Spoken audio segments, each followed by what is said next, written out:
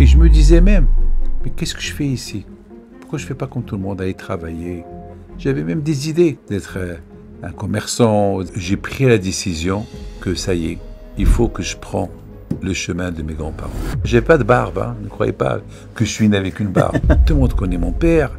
Moi, j'étais loin de tout ça. Comment je vais faire? Et les gens venaient pour des brachot. Je dis, mais vous leur avez fait des brachot? Non, je ne me sentais pas capable. Même une fois, je voulais arrêter. Je dis à mon père, papa, je vais arrêter. J'en peux plus. Quand on vous entend parler, on a l'impression que le cœur s'ouvre et que vous déversez tout ce que vous avez à l'intérieur. C'est comme ça. Lorsqu'on devient quelqu'un qui s'occupe du public, il faut subir. À la maison, je ne suis pas Rabbi David, je suis David. Je cuisine, je fais la dafina. Et si vous permettez, j'ai envie de poser une question que tout le monde pense tout bas, mais on aimerait la dire tout haut. Et est-ce que le Rav, à l'Orach HaKodesh, voit des choses? Comment ça marche?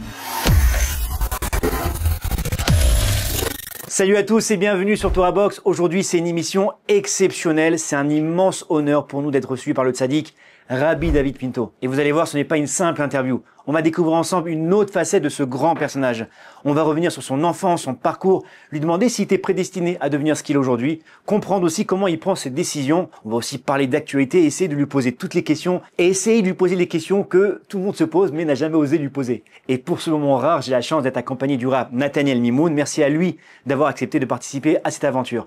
On espère vraiment que cette émission vous plaira. N'hésitez surtout pas à la liker et à nous dire en commentaire ce que vous avez pensé. Alors, on perd plus de temps, c'est parti tout de suite pour ce nouvel épisode de Panim El Panim avec Rabbi David Pinto.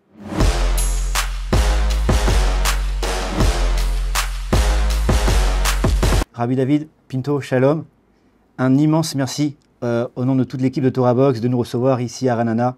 Si je ne me trompe pas, c'est la première fois que vous faites une interview vidéo comme ça pour le public francophone. Je ne vous cache pas notre émotion de se retrouver devant vous ici aujourd'hui. C'est un moment rare, c'est un moment unique et on va essayer avec votre permission de revenir un peu sur votre parcours de vie. Pour débuter, je laisse la parole au Rav Nathaniel Mimoun. Shalom Bracha, Kvod Rav. Shalom Bacha. Alors, vous êtes né à Essaouira. À l'époque, la ville s'appelait Mogador, au Maroc. Mogador. Et vous êtes le fils, bien sûr, de Rabbi Moshe Pinto, le petit-fils du tzaddik Agadol, Rabbi Chaim Pinto. Si maintenant on commence à remonter l'illustre famille de laquelle vous descendez, eh bien, cette grandeur, ce génie se transmet depuis plus de 4 siècles. On peut arriver à remonter jusqu'à Rabbi Yoshiaou Pinto, qui était le beau-père du Maracho Rabbeinu Chaim Vital, qui est l'élève par excellence du Harizal. Non, ça m'a intéressé de savoir d'où est-ce que venait un petit peu ce nom de Pinto, et j'ai été très surpris de voir qu'en fait, le nom de Pinto est en fait une transcription espagnole du nom de Gaon. Et si on remonte encore un petit peu plus loin, on arrive à remonter jusqu'à Rabbeinu Shreya Gaon. On raconte même que vous auriez un arbre généalogique qui remonte jusqu'au Géonim, jusqu'à l'époque des grands rachés yeshivot, des grands maîtres de Babylone. Les Torah, elle n'est pas un héritage, c'est un travail. Mais grâce à Dieu, ce qui m'a beaucoup aidé à maintenir le chemin, c'est mon père. Je dois tout à mon père, je dois tout à ma mère. Lorsque mon père il propose à ma mère de m'envoyer à la yeshiva alors que j'avais 8 ans. Au départ, c'était au Maroc, il y avait une yeshiva au Maroc, à El Jadida. Je suis resté là-bas 2 ans. Et j'avais de 8 ans à 10 ans. Et après, on m'a envoyé à Fublen. C'est Rabbeinu Gershom Livman, alav shalom. Mais des années plus tard, j'ai posé à mon père et ma mère une question. D'où vous avez connu le Rabbi Moshe Ibgi qui m'a accompagné? On ne le connaissait pas. Mais alors j'aurais dit, mais comment vous m'avez donné entre les mains d'un étranger? Ici, ce monsieur-là, c'était pas un chino. Comment? Mon père me regarde et me dit, tu as posé une bonne question, mais on savait qu'on t'a envoyé pour la Torah, pour étudier la Torah. On a fait confiance à la Torah. Quelle émouna? C'est une réponse qui m'a aidé dans ma vie. Donc, en 2 mots, la Torah, c'est pas un héritage. Il faut l'étudier. Il faut vraiment, il faut l'aimer. Tu l'aimes, elle t'aime. Et c'est comme ça. Ça veut dire que mes parents m'ont donné, ils m'ont allumé, mais ce qu'on dit en anglais, keep the flame. Il faut maintenir la flamme. Et voilà, il faut maintenir la flamme. Et j'ai eu de ma vie, et j'ai eu mamash, j'ai eu aliyot viridot. des moments que je montais, et il y avait des moments que je tombais, et je me disais même, mais qu'est-ce que je fais ici? Pourquoi je ne fais pas comme tout le monde, aller travailler? J'avais même des idées d'être d'être un commerçant, etc., de travailler, et beaucoup d'idées. Vous savez, c'est pas, ne croyez pas que c'est facile, mais une seule chose qui m'a suivi toute ma vie. Si mon père il m'a envoyé aussi jeune, si mon père il a fait ce sacrifice, c'est que il faut le suivre. Alors le Sroutavot, c'est l'éducation du papa? C'est tout. Oui. Et vous remontez pas Pour plus loin? moi, le Srotavot, je vois même pas qui était mon grand-père, qui était mon arrière-grand-père, parce que je veux pas en profiter d'eux. Je sais très bien que c'est grâce, c'est Baruch Hashem, ils ont fait le plus gros travail. Maintenant, c'est à moi de faire mon travail. Alors, le Sroutavot, c'est même quasiment une responsabilité plus qu'autre chose. Le Srotavot, ça aide beaucoup, mais je veux pas me vanter de dire, eh ben, Srotavot, alors si je vais compter beaucoup sur eux, je vais pas avancer. Et, donc vous allez rester 3 ans à la yeshiva de Rabbeinu Gershon. Ensuite, après votre bar mitzvah, vous partez à Sunderland, aller étudier là-bas. Ça, c'est le cadeau que mon père m'a donné. Alors, en général, vous savez, c'est quelque chose, dans ma bar mitzvah, il n'y avait même pas minyan. Ah. Alors aujourd'hui, Elle a eu lieu où, la bar mitzvah? alors ma mère, elle vient à la yeshiva, je savais même pas qu'elle venait. Zechron el-Bracha, je pense que c'est Rabbi Yaakov Ben Abou qui me l'a annoncé. Il m'a dit, voilà, ta mère, elle vient demain, elle te prend à Paris, elle te fait ta bar mitzvah à Paris, parce que je savais même pas. On a grandi le respect des parents. On a grandi qu'on a peur des parents, on les respecte, on fait ce qu'ils veulent, ce qu'ils disent. Jamais dans ma vie j'ai levé, jusqu'à l'âge de, quand mon père est décédé et ma mère est décédée, jamais j'ai levé les yeux pour leur donner une remontrance ou on avait peur d'eux. Jusqu'à maintenant, j'ai peur de mon père. Il est mort il y a plus de 35 ans. Je pense à lui, j'ai peur. À 13 ans, elle vient me chercher et j'ai fait ma bar mitzvah à Paris, dans la rue Quincampoix. J'ai encore la rue Quincampoix. Une petite synagogue, il n'y avait même pas minyan, rien du tout. Et j'ai une seule photo de ma bar mitzvah. Il y a quelqu'un qui m'a pris une photo. Même minyan, il n'y avait pas. Alors, c'est quoi le cadeau que j'ai reçu? Ma mère me dit, alors demain, on voyage en Angleterre. Pourquoi en Angleterre? Pourquoi aller chez les... J'ai Pourquoi aller là-bas? aucune idée. Et j'ai Ils ont jamais expliqué. jamais, j'ai posé cette question à ma mère. Dommage, c'est le mystère total. Pourquoi l'Angleterre? Je ne sais pas. Bon, c'était une yeshiva très réputée. Oui, c'est la yeshiva de Sunderland, Rabbeinu Gershon Livman, Rab Shammai Vous étiez chez Reb Shammai Tzan? Tzan, c'était mon rave, j'étais dans son shiur. Vous étiez chez Rab Lopian aussi? Rab Lapuan, je l'ai servi pendant 4 ans. C'était moi qui lui préparais son café et son repas, c'est moi. Et jusqu'à que j'ai quitté la yeshiva à l'âge de 19 ans. Et alors, mon père, je ne l'ai pas vu, peut-être 8 ans. Et on aimerait revenir sur votre parcours. Comment tout a commencé? Parce que beaucoup de gens vous connaissent aujourd'hui, connaissent les institutions Evrad Pinto dans le monde entier. Mais on s'est tous dit, mais comment ça a commencé? Alors, on a entendu qu'à l'âge de 25 ans déjà, vous avez ouvert une yeshiva à Manchester à la mémoire de vos oncles, c'est ça? Mais Rabbi Meir Pinto et Rabbi Raphaël Pinto, qui sont morts la même année, Qui sont morts sans enfants, si je ne me trompe pas. sans enfants. Comment ça a commencé? À quel moment vous avez commencé à recevoir des gens, à prendre cette décision de dire je vais être dans la continuité de mon grand-père, de mon père, et de prendre cette responsabilité de s'occuper de la communauté? Vers l'âge de 22 ans jusqu'à 25, 26, j'étais perdu. Je ne savais pas quoi faire de ma vie. Et mon père, il me disait toujours, David, il faut que tu suis. Je dis, papa, moi, je ne suis pas toi. Toi, c'est toi, moi, c'est moi. Moi, je connais que je ne suis pas fait pour être comme toi ou suivre. C'est pas pour moi tout ça. J'ai fait la yeshiva, j'ai étudié la yeshiva, mais il faut... Je dois suivre mon chemin. Perdu. Jamais j'oublierai, j'ai eu l'idée d'écrire un livre des histoires sur Rabbi Haim Pinto. Comme ça a commencé. Parce que Mila Shamaim, les gens, lorsque je rencontre les gens, j'ai pas de barbe, hein, ne croyez pas que je suis né avec une barbe. Je suis né sans la On vous a barbe. toujours connu. D'accord. Jusqu'à que c'est mon père qui m'a dit, maintenant ça y est, tu es marié, ça y est, maintenant, D'accord. maintenant ça suffit. Ça suffit. Donc, j'étais perdu. Perdu, quoi faire de ma vie? Perdu. Et finalement, j'ai eu l'idée d'écrire un livre. Et j'ai commencé un peu à m'orienter vers les tzadikim. Aller pèleriner les tzadikim, chose que j'ai jamais fait. Aller pèleriner les tzadikim. Et à un moment donné, j'ai commencé à dire quand même, et j'allais pèleriner les tzadikim, pas Rabbi Haim Pinto, non, au Maroc, parce que je connaissais que le Maroc. C'est tout. Donc j'allais au Maroc, à Béhamam Ben Diwan, à David Ben Barour, tous les grands tzadikim, Raphaël Cohen. Et c'est comme ça que j'ai commencé à pèleriner et j'ai commencé à écrire le livre.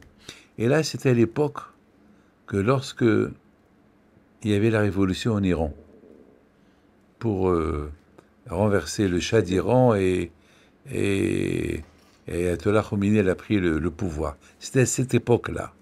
C'était à cette époque-là que j'ai pris la décision que ça y est, il faut que je prends le chemin de mes grands-parents.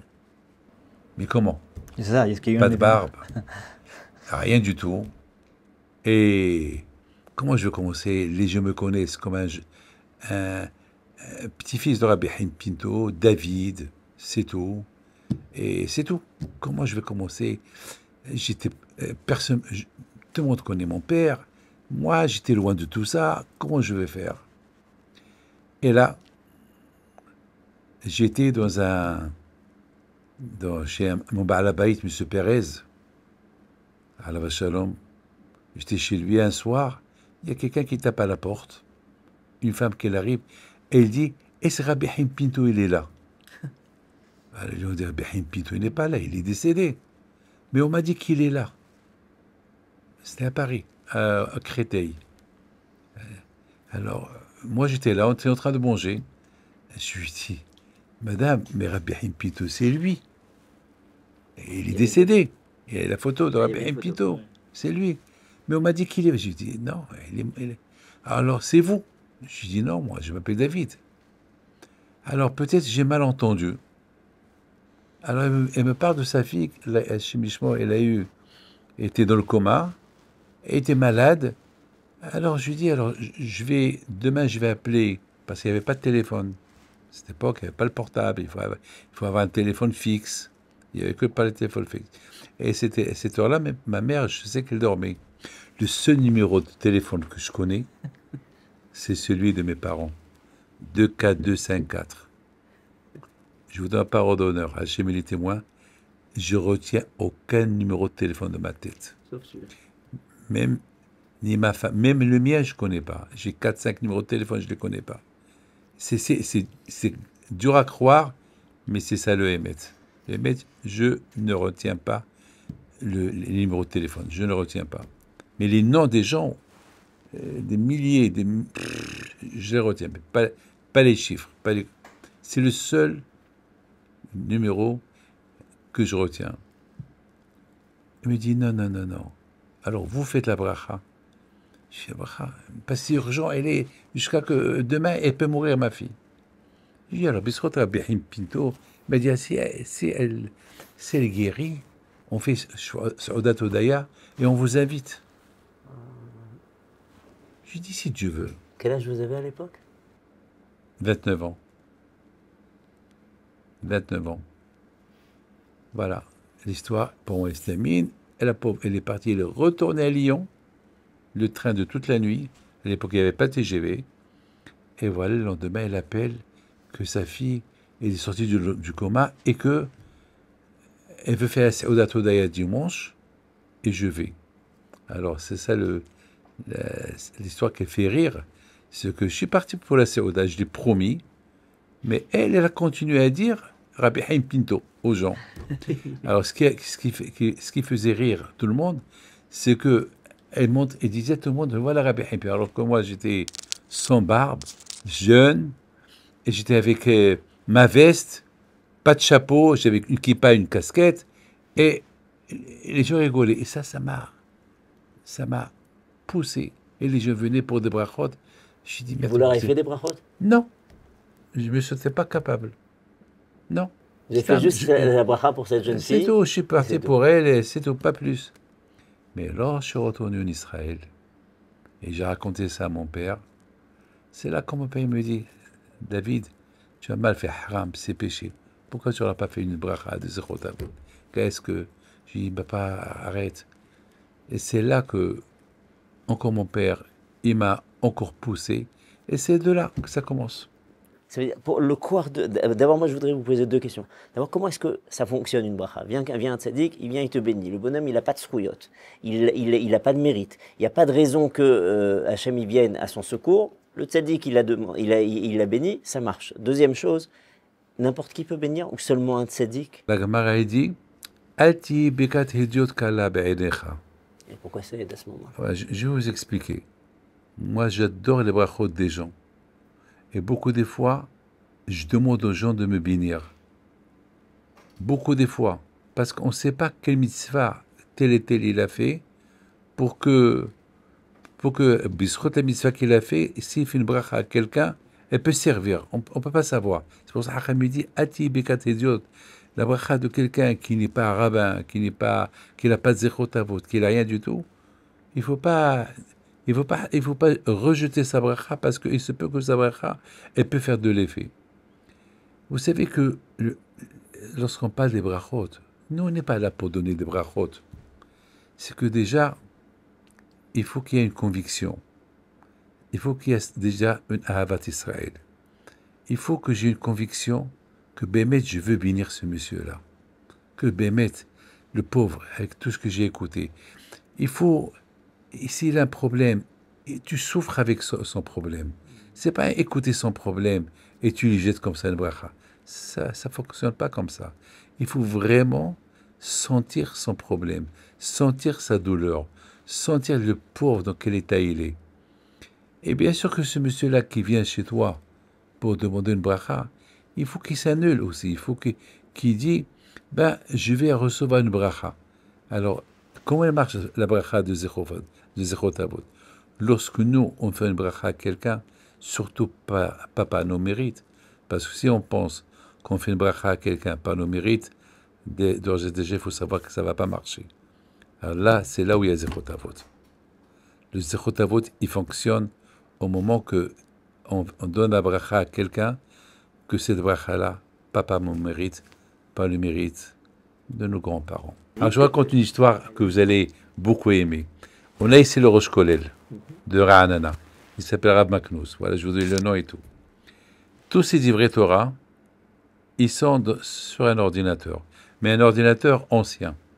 Un ordinateur de l'époque du Moyen-Âge. Un ordinateur très...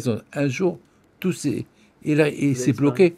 Il arrive, et tout s'est effacé. Ça ne s'allume pas, il est mort. Et le pauvre, c'est un Rosh Kolel. Tous ces habourot, tous les chéelot, tout est là-bas. Alors, ils ont été partout pour essayer de le réparer et ils n'ont pas réussi à le réparer. Ça s'est passé à Purim. Avant Purim, après Purim. Alors, Sahavruta, je lui ai dit, qu'est-ce que tu perds? Allume la bougie de Rabbi Chaim Pinto. Il a dit, c'est ça ton problème. Ton problème, c'est que tu es un gaon, mais allume. Il faut avoir la émouna. Fais fonctionner ta émouna. C'est annulé complètement. Voilà. Alors, c'est ce qu'il a fait. Une fois qu'il a allumé, l'autre, il lui dit, je crois que c'est M. Sibouni, celui qui s'occupe un peu de c'est un avril chez nous, et ils ont essayé, c'est allumé. C'est ça. Alors bon, l'histoire des Hidushim qui disparaissent, c'est quelque chose qui est désespérant. Maintenant, les gens ils viennent voir avec des histoires qui déchirent le cœur.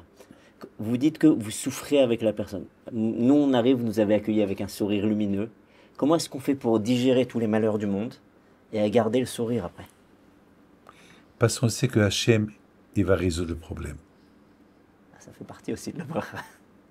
C'est ça la émouna. Je vous raconte quelque chose d'hier. Hier. Il y a une femme qui vient de Yerushalayim. Hier, j'ai reçu les gens cette semaine. J'ai reçu les gens cette semaine. Donc, une femme, elle vient de Yerushalayim. Elle a pris avec sa fille. Je ne l'ai pas vue pendant 22 ans, je ne l'ai pas vue. Ils étaient en France, à Marseille, si je ne me trompe pas. Et après, moi, j'ai fait la Aliyah. Après, elle est venue, je crois, ici. Bon, à Kolpanim, elle vient. Elle me regarde.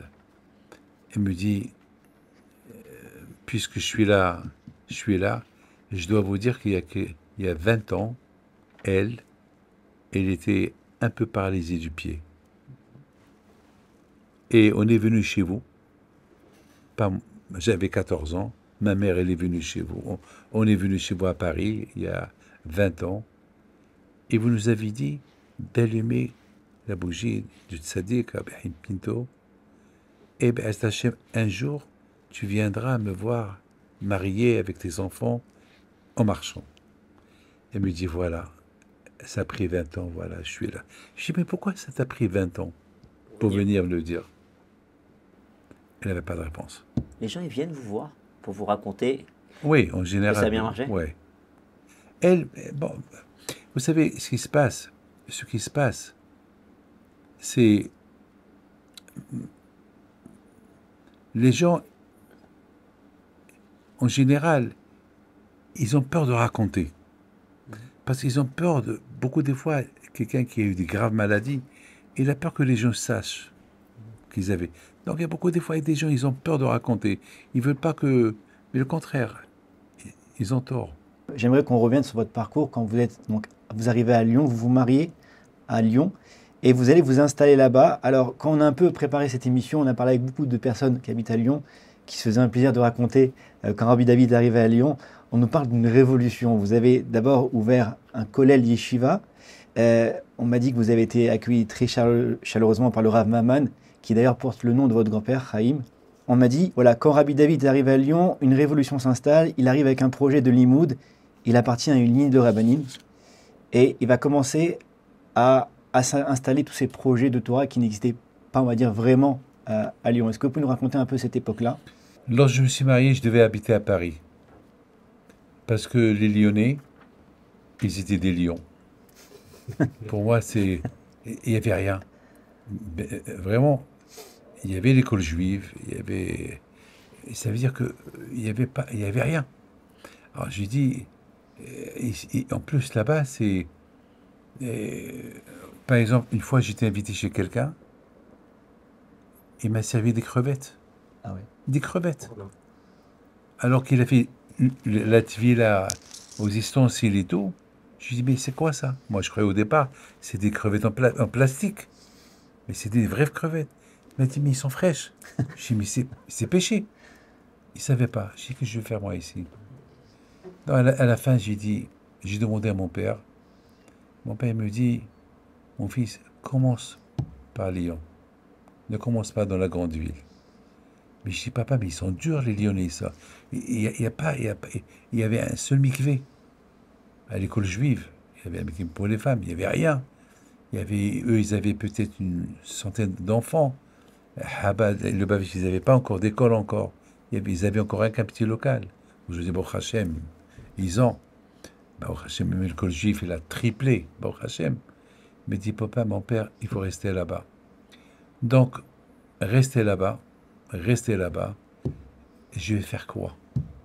Et je dis à ma femme, il faut que j'ouvre un Beth Amikdash parce que je ne peux pas diffuser la Torah si je suis chez les autres. Chacun, il a sa kehila. Et les synagogues, c'était vide. Pas que le Shabbat. C'est que le Shabbat. Villeurbanne, c'était Wello, zéro. Même la cache-route, il n'y avait pas. Je vous parle il y a 40 ans, là. Je vous parle. J'avais 30 ans, là, je me suis marié.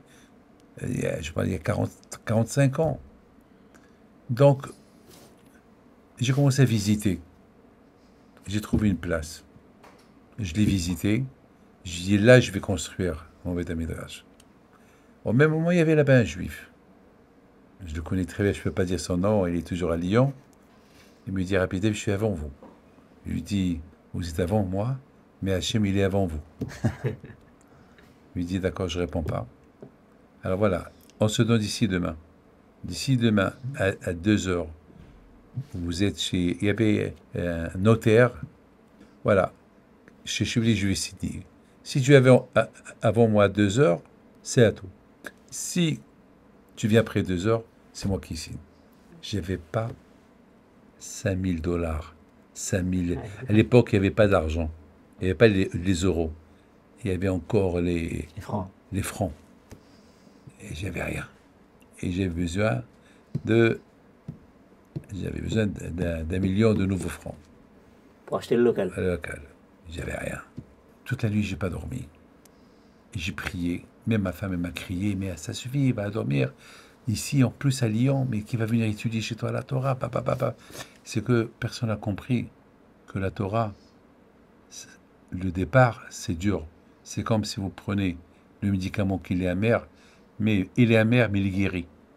Comme ça, la Torah, elle est amère, mais une fois qu'on est dedans, c'est la douceur. Ta'amo o kitovachem. Goûtez-la, vous allez voir. Moi, je connais le secret de la Torah. Je connais. Je suis passé par là aussi. Parce qu'à un moment donné, moi-même, j'étais entre deux, le commerce ou la Torah. Donc, j'étais... Et après, Baruch Hashem, Akadosh Baruch Hu, il m'a aidé pour que je suive mon chemin, le chemin des parents. Toute la nuit, j'arrivais pas à dormir, je parlais tout seul. Je fumais à l'époque. Il y a quelqu'un qui m'appelle, 2 heures du matin. Il me dit, Rabbi David, j'ai un problème. Je sais pas, j'ai une affaire, je sais pas comment la vendre. Et moi, j'ai dit, Hachem, tu vois, il y a des gens qui n'arrivent pas à dormir parce qu'ils ont des affaires qu'ils n'arrivent pas à la vendre. Moi, je vais acheter. Moi, j'arrive pas à dormir parce que... J'ai pas d'argent, j'ai rien du tout. Bon. Encore, il y a quelqu'un qui m'appelle. Rabbi David, ça va que ce monsieur-là, il est milliardaire, jamais il m'appelle. Il m'appelle. Je lui dis, ça, pourquoi tu ne dors pas? Il s'appelle Albert. Pourquoi tu dors? Il dit, j'arrive pas. J'ai envie d'acheter des affaires et il n'y a aucune belle affaire qui vient. Je dis, ah ben, c'est bizarre. Toi, tu achètes des affaires. L'autre, il veut vendre. Alors, et vous deux, vous n'arrivez pas à dormir. Moi aussi, j'arrive pas à dormir. Il me dit, qu'est-ce que l'autre, il veut vendre? Je lui dis, appelle-le. J'appelle. J'ai fait Le Shidour. Voilà, le Sidour. 2 heures plus tard, 3 heures, ils ont dit, on veut signer l'affaire chez vous à la maison avec un notaire. Je lui dis, venez pas au Khabat le matin vers 9 heures du matin. Ils sont restés en train de travailler ensemble. Ils rigolaient. À la fin, je dis, Hachem, tu trouves que c'est normal? Moi, je suis en train de crever. Je vais acheter un pour diffuser ton nom et j'ai pas d'argent. Et eux, ils sont en train de faire du business, ils rigolent, ils sont contents. Et le notaire avec eux. Et moi, je suis en train de leur servir des gâteaux, des Coca-Cola, Pepsi-Cola. Il était 1h30. Oui. C'est fini. Eux, ils sortent. Hachem et les témoins. Les deux, ils m'ont donné exactement le million que j'avais besoin. Et ça, vous êtes arrivé à temps pour 2 heures. Je suis arrivé là-bas, c'était 2 heures moins quart, moins 5. J'ai couru parce qu'il était pas loin. J'ai couru un peu après c'est M. Benichot qui m'a accompagné. Il me voit, M. Sebag. Il me dit, vous êtes venu? Je dis, voilà. Et à l'époque, c'était quoi? C'était des espèces. Wow. 1 million en espèces. Et c'était à peu près 100 000 $. Et à l'époque, les gens, ça passait. L'espèce, ça passait. Et d'où j'ai reçu? J'ai reçu de tel et tel, j'ai reçu de tel et tel. Et voilà. Et voilà quand j'ai acheté la yeshiva. Justement, en termes de diffusion de Torah, vous avez aussi touché au poumon de la communauté, la jeunesse. Ils étaient loin de la notion c'est qui est Hachem. Ils ne savaient pas qu'on pouvait parler avec Hachem.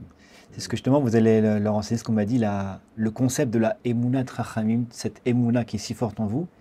Et justement, on m'a beaucoup parlé de cette jeunesse parce qu'on entendait beaucoup parler du cours du lundi à rue de la Victoire du Rav Strik, mais apparemment il y avait un cours très célèbre à Lyon, le cours du mardi de Rabbi David Pinto, où justement vous avez appris à cette jeunesse les bases du judaïsme et cette Emuna qu'on ne connaissait pas vraiment, quoi.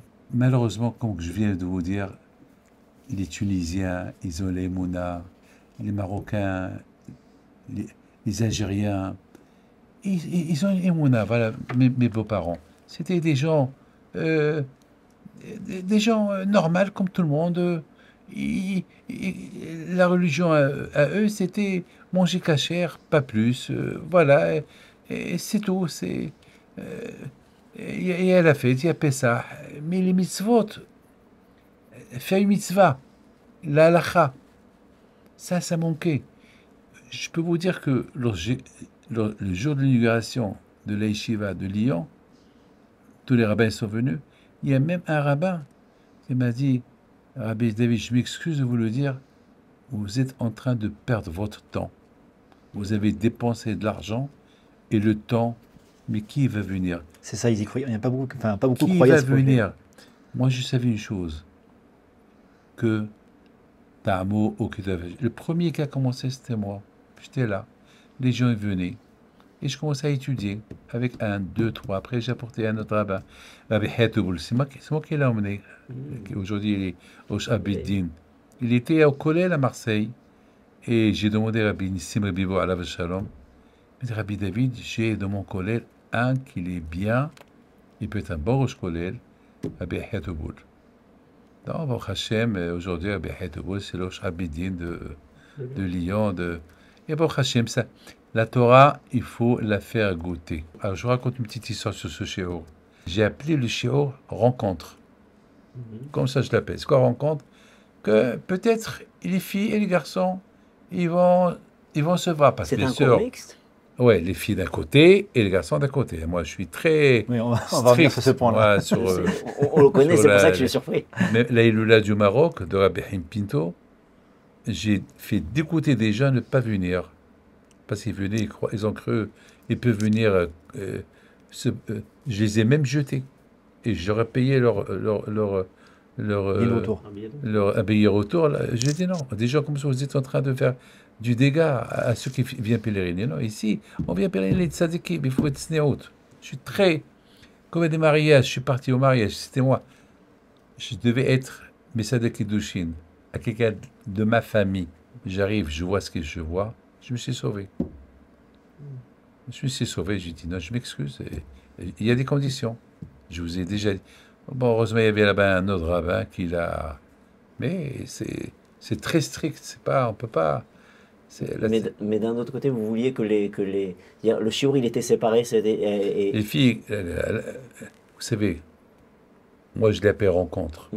Mais, bon, Hachem, beaucoup ils se sont mariés. Le but, c'était quelque part aussi qu'ils se Oui, rencontrent. bien sûr, le but c'est pour qu'ils se rencontrent parce qu'il y avait beaucoup d'assimilation. Donc ça, Baruch Hashem, ça a attiré.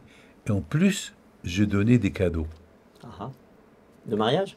Non, celui qui gagne, et il aura un billet pour aller pèleriner à Bishma Bayhai, aller pèleriner à Rabbi Haim Pinto. Alors, il y a une fois, il y a un monsieur qui a fait une grande échauve avec moi. Et il est parti, mais en même temps, il allait à un cours de quelqu'un. Et ce quelqu'un lui a dit, Rabbi David, il achète les gens avec les cadeaux. Ça a cassé la tchouva de ce monsieur.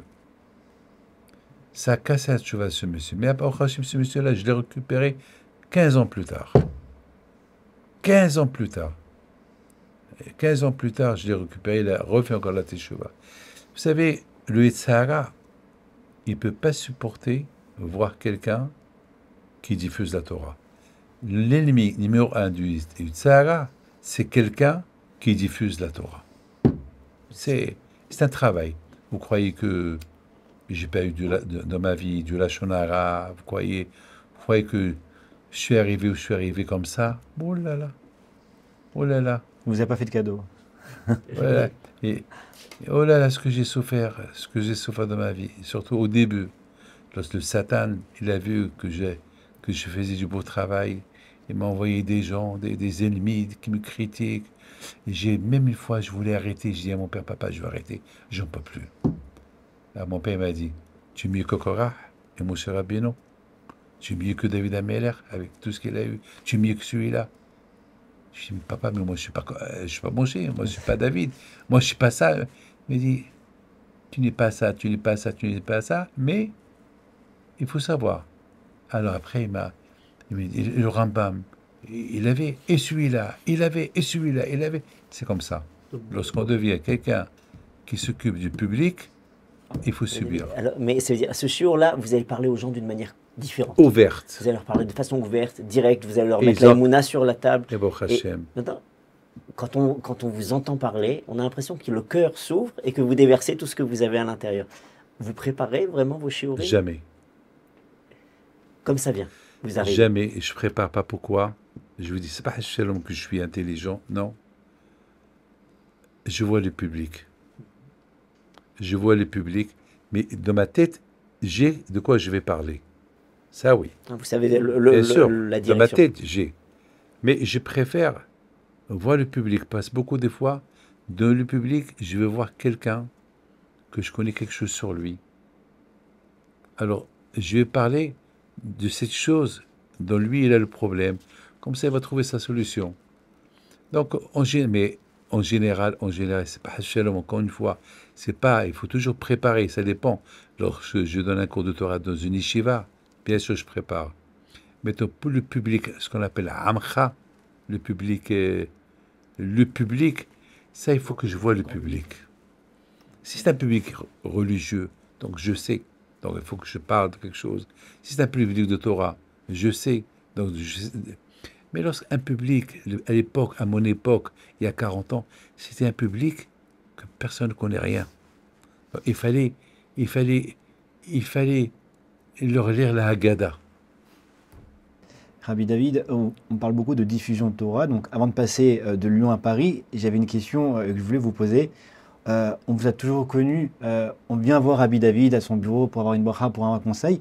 Mais j'ai entendu qu'à Lyon, à cette époque-là, vous alliez vous-même dans les maisons faire du Shalom Bayit Ouais. dans les couples. Ouais. Au Jules Ferrer. Il y avait un monsieur qui avait 45 ans. Il était grave malade. À l'époque, celui qui avait la grave maladie, c'est Hachem Ishmor. C'est pas aujourd'hui plus ou moins. Les traitements. Ils savent traiter un peu. C'est pas toujours que ça marche, mais bon.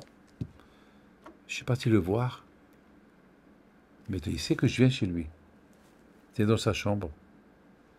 Et je vois un grand poster de Johnny Hallyday. Un grand chanteur de... Grand poster comme ça. Et de l'autre côté, il y a un autre poster d'une actrice, je ne veux pas dire son nom. Il n'a pas de mezouza. Je lui dis, c'est quoi ça? Il m'a dit, c'est mes idoles. Et la mezouza, il y a une à la porte. Plein de fois. C'était comme ça. Et en plus, à l'époque, il y avait une mode dans les chambres où le couple y dort. Il y a un grand poster d'une femme allongée. Je comprends pas comment les gens pouvaient vivre, même la femme, comment elle est pas jalouse de voir ces posters comme ça. Je ne comprenais pas. Je ne comprenais pas comment les gens... Et c'était ça l'époque d'avant. Alors à un moment donné, je lui dis, comment tu veux que je te fasse la bracha? Alors il y a ces posters-là. Il me dit, Rabbi David, si vous voulez que je les enlève, je les enlève. Parce que j'ai grandi avec ça. Donc ça veut dire, vous voyez, il y a un reka, il y a l'aïmouna, il y a la foi. Mais lorsqu'on voit des gens on peut croire qui sont loin d'Hachem, regardez, finalement, le pauvre, c'est un toé, il est perdu, il ne sait pas, on ne lui a pas dit. Au final, si on parle de toutes ces stars qui étaient sur le mur, il y en a certaines qui sont venues vous voir à vous. Plein. Justement, on a des noms. On a Bob Dylan, Sylvester Stallone, aussi des personnalités politiques comme Jacques Chirac. Lorsque j'étais à une Brit Mila chez le petit-fils de Rab Sitruk à la Shalom, un dimanche, alors c'était moi qui devais faire le kiddush pour le président Chirac, il est venu. Rab Sitruk et à la Shalom, il m'a dit, Rabbi David, faites-lui une bracha. Alors je lui ai fait une bracha. Alors le président Chirac, il me dit, vous pouvez me dire qu'est-ce que vous avez dit? Je dis, je ne peux pas, c'est une bracha. Alors, je vous en prie, envoyez-moi un fax, à l'époque il y avait des fax. On envoyait un fax pour musique. Alors j'étais obligé d'écrire la bracha, je l'ai envoyé Lui avait dit. à Rav Sitruk pour qu'il lui transmet. Vous avez un lien spécial avec Rav Sitruk. Ah. En fait, on est un peu frustré parce qu'on avait fait un documentaire à l'époque pour sa Ascara. Comme c'était l'époque du Corona, on avait eu beaucoup de difficultés à venir vous voir pour y participer. Vous avez dit un mot sur une émission, mais on aimerait avoir quelques histoires, parce qu'on entend beaucoup d'histoires entre vous deux. Lui-même vous cite dans son livre à l'époque, quelques jours avant son accident, où vous appelez sa femme pour lui dire fais attention, il est surmené, il faut qu'il se... Rav Sitruk, alav shalom, les deux, on a travaillé beaucoup en France. On sillonnait la France, les grands cours de Torah. Et lorsque je savais que je devais faire un grand cours à La Victoire, ou à Buffo, à Nazareth, que lui, il devait donné un cours, j'annulais. Ou lui, il annule. Pour ne pas De concurrence. qu'on gêne. Et surtout, la émouna qu'il avait, j'ai plein de lettres à lui qui m'écrivait. Il avait émounat hachamim. Avant les élections, ces élections, avant n'importe quoi, il demandait des brachot, je veux une bracha, je veux réussir, je veux ça, je veux ça. Il avait une grande émouna. Et je pense que c'est ça qui a fait de Rav Sitruk Rav Sitruk. Parce que non seulement qu'il était grand dans la Torah, mais la émouna qu'il avait. Émounat hachamim qu'il avait. Et un jour, lorsque j'étais à la Iloula de Rabbi Haim Pinto, à Essaouira, je sais pas, j'avais fait un rêve sur Rav Sitruk et j'ai appelé la rabbinite, sa femme. Et je me trouve à la Iloula et je dis ce que je lui dis, il faut qu'il fasse attention, il faut qu'il aménage parce que et malheureusement la même semaine il a eu le stroke, il a eu la crise, il y a eu un AVC grave. Et je suis parti le voir combien de fois, plusieurs fois. Et là, un samedi soir, je suis parti avec la canne de Rabbi Haim Pinto. Un samedi soir. Son fils Rabbi Yaakov pouvait la rencontrer. Et il n'y avait que votre fils, si je ne me trompe pas, Rabbi Rabbi Raphaël. Raphaël avec moi, avec la canne. Là, je lui dis, il faut qu'il se lève, il faut qu'il ouvre ses yeux. Alors, bien sûr, on n'avait pas le droit de rentrer les trois, mais bon, ils ont demandé la permission, et les trois, on est partis. Il y avait Rabbi Yaakov, ces trucs, il y avait mon fils Rabbi Raphaël, il était jeune encore, et moi, avec la canne de Rabbi Haim Pinto, et nous rentrés dans la chambre de pauvre. Il était avec tous les pansements, il était dans notre monde, il était dans le coma. Et j'ai pris la canne de Rabbi Haim Pinto, je l'ai mis sur sa tête.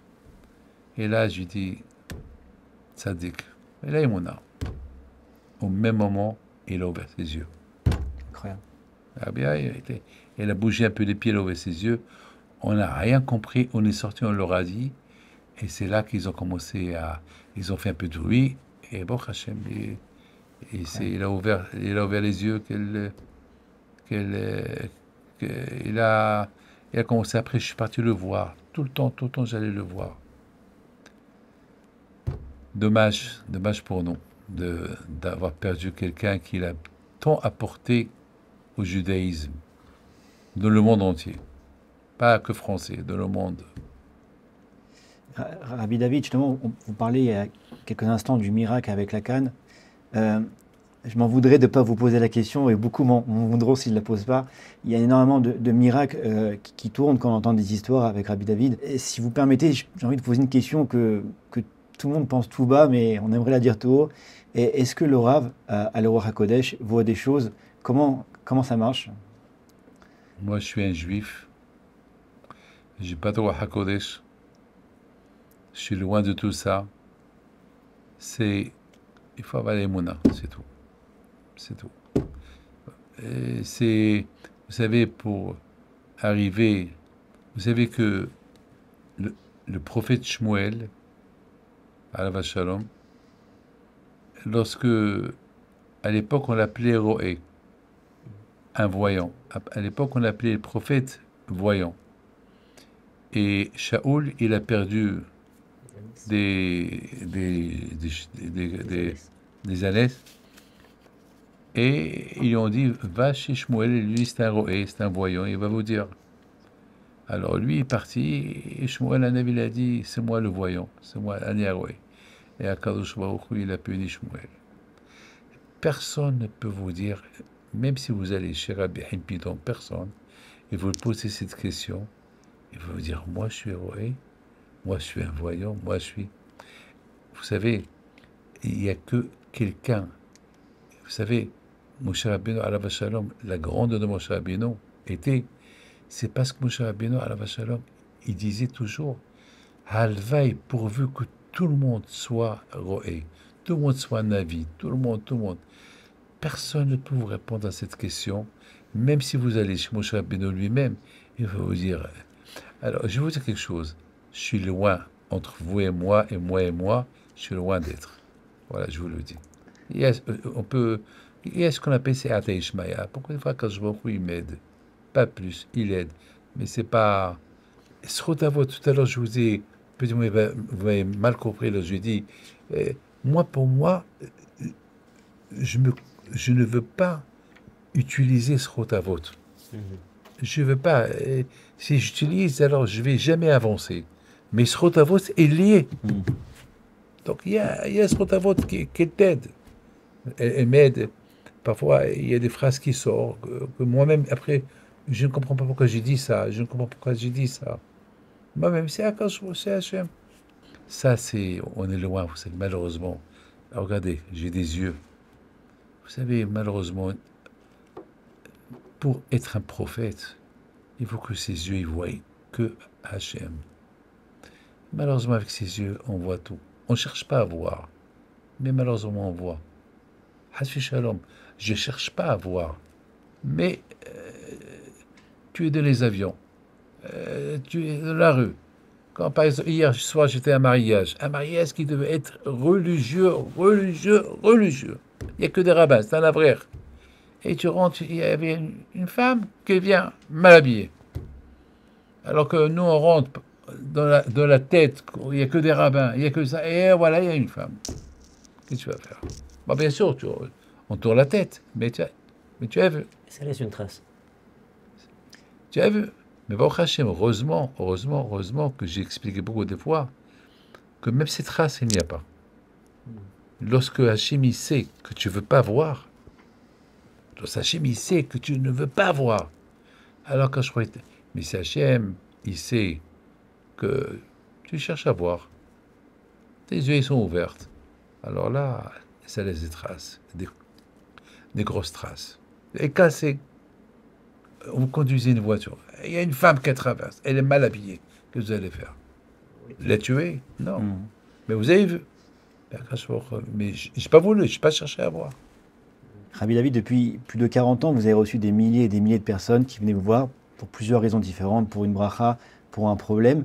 Et vous avez aussi reçu des personnes, on va dire, hors normes. C'est-à-dire, vous-même vous avez raconté des histoires, un sorcier, une personne qui se prétend sorcier qui vient vous voir, une personne qui se prétend être le Mashiach qui vient vous voir. Comment vous gérez quand vous avez ce style de personne en face de vous? Je vous raconte quelque chose. Quelqu'un, une fois, est venu chez moi, il a mis ses mains dans sa poche, et il a fait sortir un revolver. Wow. Et il a posé comme ça sur la table. Il a dit, à cause de toi, mon fils, il m'a quitté. Wow. Je lui dis, ça c'est des moments où il ne faut pas perdre le sang-froid. Il faut le regarder. Pourquoi il t'a quitté? Parce que je fume Shabbat à table, et lui il a fait teshuva avec toi, et depuis il ne veut plus manger, et là j'ai un seul garçon unique, et là je le perds. Je lui dis, tu le perds, c'est parce que lui, il veut se rapprocher d'Hachem. Pourquoi? C'est pas toi qui fais comme lui. Pourquoi lui, il doit faire comme toi? Il me dit, ben moi, j'ai pas grandi dans tout ça. Je dis, tu n'as pas grandi dans tout ça, mais dans tout ça, il y a la vérité. Alors pourquoi tu es en train de me voir? Tu crois, tu me fais peur? Moi, j'ai pas connu, bon Dieu. Allez, enlève-moi ça de là. Il a eu peur, il l'a enlevé. Et finalement, c'était quoi? Un revolver en jeu. un jouet. Mais pour vous dire, au départ, il a dit, mais pour au départ, il voulait me faire peur. Vous savez, dans la vie, il faut avoir peur que de Hachem. Vous avez dit, il faut avoir peur de personne, il faut avoir peur que d'Hachem. Et il n'y a pas, comme Mande Amar, comme opinion définitive sur la Emouna, c'est vous. Quand on parle de Emouna, c'est-à-dire d'être, ou de bitachon, d'arriver à avoir confiance en Hachem, ça veut dire d'avoir confiance que Hachem il va nous faire du bien. C'est-à-dire, nous on prie de toutes nos forces pour qu'Hachem il nous fasse du bien. On prie, on doit croire que Hachem il va faire ce que lui juge bien, ce qui est peut-être pas forcément ce que moi je pense bien. Hachem, il vous suit. Hachem, il a son programme avant que vous êtes venu dans ce monde-là. Il y a déjà un programme. Et le programme de David Pinto, voilà, de A jusqu'à 120 ans, voilà, tout le programme. Mais dans ce programme-là, il n'y a pas le travail que moi je vais faire. Maintenant, il y a le programme, il y a comparé, Hachem, il a donné la Torah à Moshe Rabbeinu. Et bon, Hachem, on écrit des Hidushim, on explique la Torah. Donc, on dit Hakol bidi shamayim, chutz mi Hachem, tout est entre les mains d'Hachem, mais les Hachem, elles dépendent de toi. Alors maintenant, dans le ciel, il y a deux façons. Voilà si David Pinto il est Hachem, voilà ce qu'il va faire. Et voilà si David Pinto il n'a pas Hachem, voilà ce qu'il va devenir. Voilà ce qu'il va. Donc il y a deux pages. Maintenant, et même dans la page où c'est écrit ici David Pinto il est Hachem, voilà ce qu'il va faire, il y a des choses que je vais faire peut-être. Et si je les fais encore plus et mieux, donc ça s'ajoute. Ça n'a pas de prix. De côté aussi négatif aussi. Dans le côté négatif aussi, il y a quelqu'un qui fait une avera, mais nous on voit que l'avera qu'elle a fait. Mais les conséquences de l'avera, vous savez, j'ai adoré Rabbi Kanevsky. Il vient chez lui quelqu'un, il lui dit, j'ai un problème, il a son fils qui ne fait pas Shabbat, il fume Shabbat. Alors il lui a dit, écoute-moi, appelle-moi que je lui parle, il ne va pas venir. Est-ce que tu perds? Appelle-le. Il a appelé, il a dit, non, mais ouais, moi je ne crois pas, je t'en prie, une bracha, qu'est-ce que tu perds? Voilà, tu ne travailles pas, alors je viens. Il les reçoit. Il lui dit, tu fais Shabbat? Il lui dit non. Tu fumes? Je fume. Alors moi je te fais la bracha, mais je te demande une seule chose. Continue à fumer, mais acte ne l'éteins pas. N'éteins pas. Il dit, ben, c'est pareil. C'est pas grave, je sais que c'est pareil, mais c'est pas, ne l'éteins pas. Et ce monsieur-là, il a fait tchouva après. Il a dit, puisqu'il ne faut pas l'éteindre, il a dit, mais dis-moi pourquoi il ne faut pas l'éteindre. Mais pourquoi ajouter encore pour l'éteindre? Tu as fait une abéra, tu as fumé, n'ajoute pas.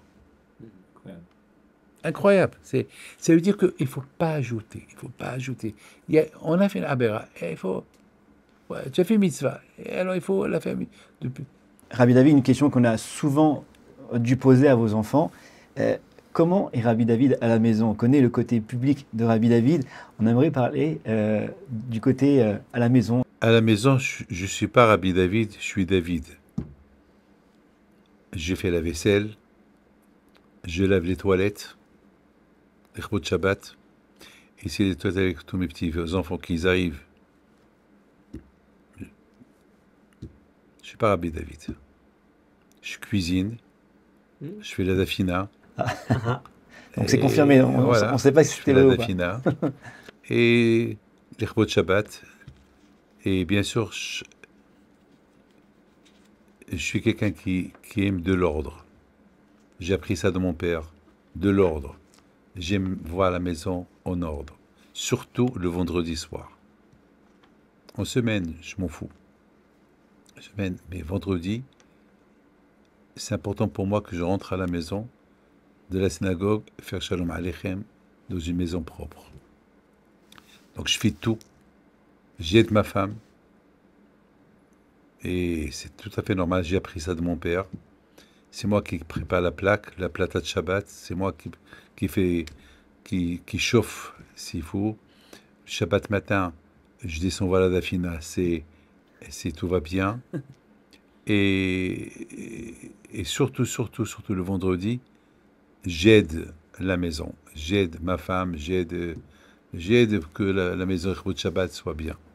Et avec les enfants, en termes d'éducation, par rapport à vos occupations, vous êtes tout le temps sollicité partout. Ça, c'est Hachem qui m'a aidé. Comment vous avez Et réussi à mes tenir? enfants, c'est un miracle qu'ils sont tous des rabbins. Parce que presque toute ma vie, si je dois calculer ma vie, presque toute ma vie, j'étais en dehors de la maison. C'est Hachem. Il dit, le Hatam Sof. D'ailleurs, une fois, j'ai demandé à Moshe Shlovaitzik, il y a 35 ans, à Zurich. J'ai dit, j'ai envie d'étudier. Ça me prend trop de temps. Et les cours de Torah, recevoir les gens, ça me prend beaucoup de temps. Il me dit, pour les enfants, le Hatam Sof, il dit que celui qui s'occupe des enfants des autres, des enfants d'Hachem, quand je vois, il s'occupe de ses enfants. Et quant à la Torah, tu vas voir. Et Hachem te donnera la Chorma et Baruch Hachem. Moi aussi, j'étudie, je fais pas d'afayumi, mais j'étudie. C'est dur pour moi, parce que j'ai envie d'étudier plus. Alors, il fallait que je fasse ce choix-là. Ou ça. Donc, le choix, c'est les deux. Baruch Hachem, on arrive à faire les deux. Et vous arrivez dans la journée, il y a un moment dans la journée où vous dites, maintenant je ferme tout, juste j'étudie, Oui. personne ne vient me déranger. Oui, mais lorsqu'il y a des urgences, je ne peux pas. C'est une responsabilité. Lorsqu'il y a une urgence, c'est quelqu'un qui est entre la vie et la mort, je ne peux pas. Parfois, les gens et les pauvres, ils ont besoin d'entendre ta voix. Donc vous répondrez quand même. Sur ça, j'ai une histoire. Un vendredi, je m'apprêtais à partir à la maison à 1h, parce que je vous ai dit, vendredi, l'après-midi, je consacre pour la maison, mais j'ai toujours mon téléphone avec moi. Enfin, je sais à qui je réponds, je sais à qui je ne réponds pas, parce que plus ou moins, ça, je ne peux pas vous dire, ça c'est Akash Baruch Hu qui l'aide. Et en plus, c'est beaucoup de fois, il y a des gens qui s'appellent pour rien. Il n'y a pas des urgences. Et voilà, il y a le téléphone à l'Aïshiva qui sonne. Je ne sais pas quoi faire. Je réponds pas, je réponds pas. À la fin, j'ai répondu. C'est une femme. Elle me dit, Rabbi David, je peux vous poser une question.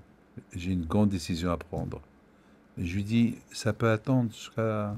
Dis-moi, non, c'est une décision ou mon mari ou mon ex-copain. Alors là, tout de suite, j'ai pris le téléphone. J'ai dit, et il n'y a pas de Shalom Bayit. Et voilà son copain qui l'appelle. Et la Shamaïm, et Sahara. Alors, il a rappelé tout le bon passé qu'ils étaient les deux ensemble, ils devaient se marier. Et après, ça n'a pas marché. Papa, allez. Et mais ça va mal avec sa femme. Elle aussi, elle lui dit, ça va mal avec... Alors, elle lui dit, viens, on se rencontre. Alors là, j'ai dit, merci à Hachem que j'ai répondu. Là, je lui dis, c'est qui ce monsieur-là? Il s'avère que je le connais. Je dis, lui? Je lui dis, tu sais, c'est pas ton mazal, ton mari. Tout de suite, j'ai appelé. Vous avez cassé Hein? vous avez cassé l'élan qu'il y avait. Bien sûr. Et j'ai appelé le monsieur. J'ai mis, tu n'as pas honte. J'ai dit, mais peut-être, elle peut être mon mazal. Je lui dis, comment? Elle est mariée, Eshit Ish. Eshit Ish, mariée avec un homme. Et après, j'ai appelé le mari. J'ai dit, mais tu es fou, tu veux rater ta femme. Bon, vous voyez, là, je pense, imaginez-vous que je n'ai pas répondu. Imaginez-vous. Elle serait partie au rendez-vous. Miyodea, qui c'est? Elle n'a pas de poste à Harayot. Pour la Harayot, pour la Harayot, la débauche, le Sarah est très fort. Il y a des moments que... Mais la Shamaïm, vous savez, on n'est pas... Le Sakashbor, il veut, le Sachimisi, que tu veux aider, alors il t'aide à aider. Mais alors Sachimisi, celui-là, vous pouvez l'appeler plus tard. Alors, il faut avoir la Emouna que Hachimi gère votre temps. Alors, regardez, puisque vous parlez de s'occuper des autres, nous on arrive de la part de Torah Box et on sait que votre lien avec Torah Box, il date du début des langes de Torah Box. Vous avez toujours été là pour soutenir l'organisation, pour soutenir Monsieur Benamou, le Rav Dayan, toute l'équipe. Et on voit sans arrêt que les gens se tournent vers vous. Est-ce que vous auriez des conseils à nous donner, à nous, en tant que... Comment est-ce qu'on pourrait faire pour mieux aider le clan Israël? Est-ce qu'il y a quelque chose qui pourrait nous aider à rapprocher les gens? Quelque chose qui pourrait nous donner envie aux gens de se connecter à Hachem? Les histoires, les histoires, surtout pour les enfants. Pour les enfants? Surtout les enfants. Surtout les enfants, parce que les enfants, ils aiment les histoires. Les enfants, ils adorent les histoires. Vous racontez des histoires à vos enfants? Moi, tout le temps. Et ils ont grandi qu'avec ça. Et mes enfants, ils écoutent Torah Box, ils écoutent des histoires aussi. Ils me l'ont dit, c'est moi. Pourquoi passer la Emunat Hachamim, on l'apprend à travers les histoires. Pas que les histoires, pas que le côté miracle. Et même, même côté, comment Rav Moshe Feinstein a vécu, comment Rav Yosef a vécu, comment il s'est sacrifié pour Am Israël.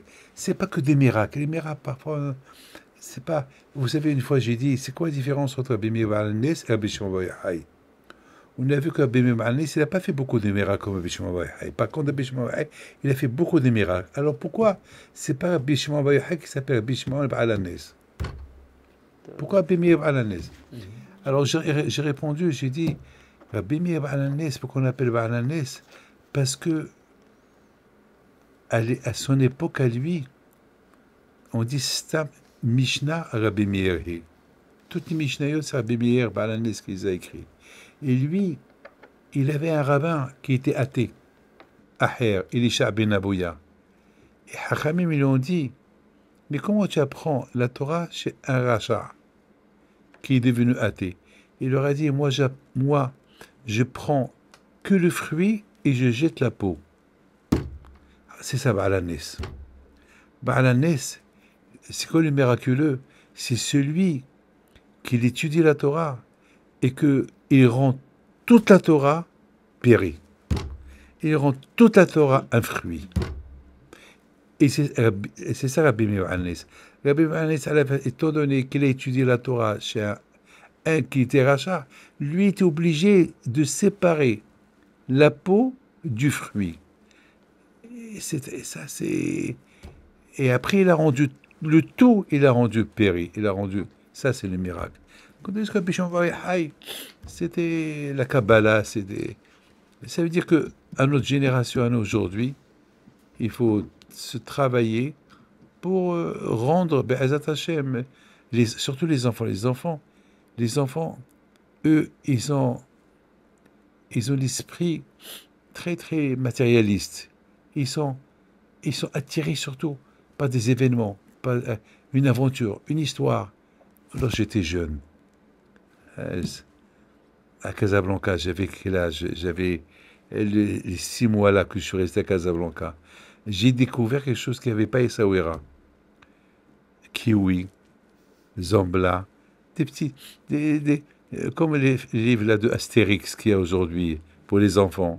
À l'époque, il y a Black le Rock, il y avait, je me rappelle, je me rappelle des livres comme ça, avec des dessins animés, des dessins,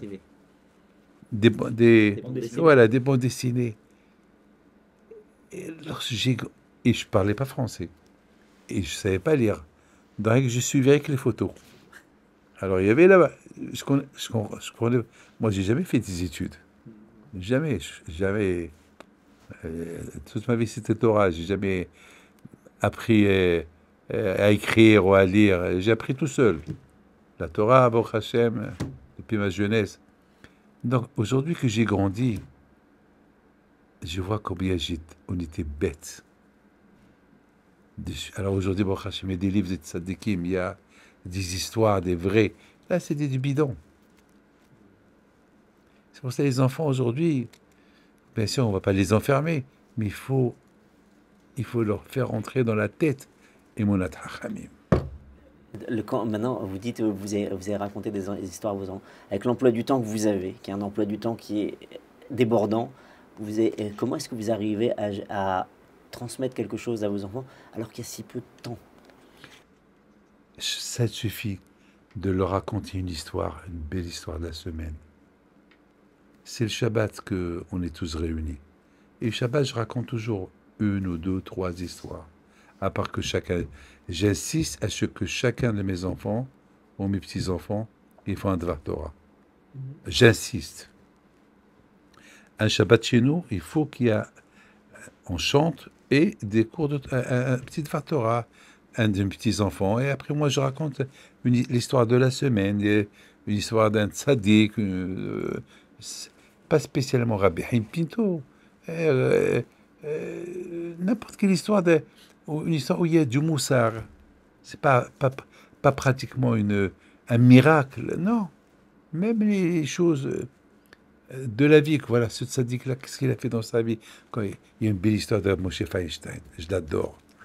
Moshe Feinstein, à la Shalom, il est monté 5 étages chez quelqu'un, et ça, mes enfants, ils l'ont aimé, mes petits-enfants. Il est monté, et le pauvre, il était vieux, il avait 82 ans. Donc, il était assis avec dans le bureau de quelqu'un, ils ont discuté, ce quelqu'un leur a apporté un thé, voilà, et après la discussion, Moshe Feinstein, il descend encore 5 étages, dès qu'il rentre dans la voiture, j'ai oublié quelque chose. Encore? Quoi? Moi, je monte. Non, non, non, non, non. Encore 5 étages, monter. Il arrive, le monsieur, il est Kodarav, oui, ça va? J'ai oublié de vous dire merci pour le thé. Vous êtes dérangé. Il fallait pas. Non, non, mais quand même, à Karatatov. Ah, mais le chauffeur, il lui a dit, mais j'aurais pu le faire à ta place. Je monte, je lui dis, merci. Il lui a dit, moi, je lui ai dit, mais c'est pas toi qui as bu, c'est moi qui ai bu. Vous voyez, c'est des histoires. C'est pas un miracle, c'est des midotes. Vous avez parlé de la table du Shabbat avec vos enfants, des divrei Torah et chanter. Est-ce que c'est vraiment important de chanter à table? Je sais qu'à Torah Box, on a essayé de développer ce qu'on appelle le Piyutim Project, apprendre aux gens à chanter. On a même passé par des enfants qui chantaient ça pour motiver les jeunes à chanter à table. À quel point c'est important de le faire? Chanter Shabbat, je raconte une histoire de Rabshach.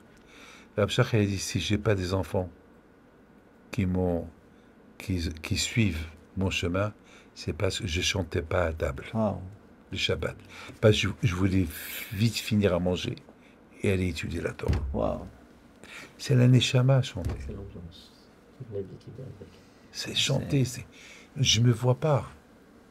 Moi, chez moi, à la maison, on chante Rabbi Yaakov Sarah, on chante Rabbi Haim Pinto, on chante beaucoup les Hasidim, on chante de tout. Piyutim, on chante de tout. Et justement, en parlant des enfants, il y a quelques années, vous m'avez personnellement envoyé chez Rabbi Yoel, votre fils, pour aller à ses cours de Torah. Et il nous avait dit à cette époque-là, et c'est vrai que ça nous avait marqué, que vos enfants vous voient.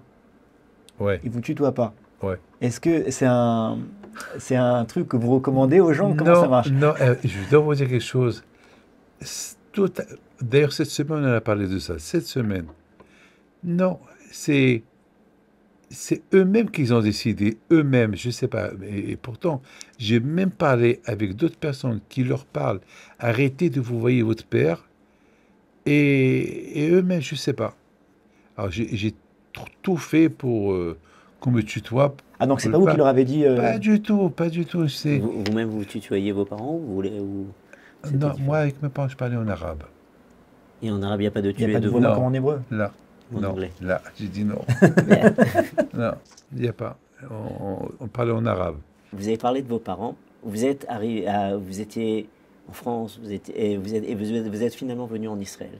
En Israël, vous êtes installé à Ranana. Ici, on a le plaisir, vous nous avez si gentiment reçus.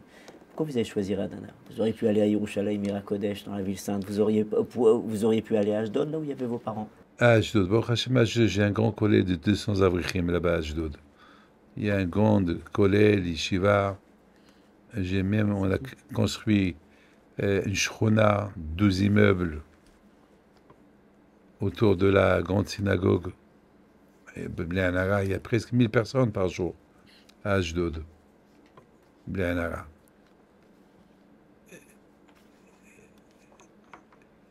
à Yerushalayim, pareil, à gauche et à droite, à Netanya aussi, Baruch Hashem. Il y a Ben Michael qui est là-bas, un grand kollel, une grande kihila, Baruch Hashem. Parfois, lorsque on fait un shiur là-bas, parfois jusqu'à 500, c'est beaucoup, beaucoup de monde. Ra'anana, Hachem, il est témoin que j'avais aucun doute que Ra'anana, c'était l'endroit, le dernier où je devais habiter. Bichlal. Et c'est rien qu'à un moment donné que j'ai vu que le judaïsme français, il est autour. Je voulais uniquement être proche d'eux.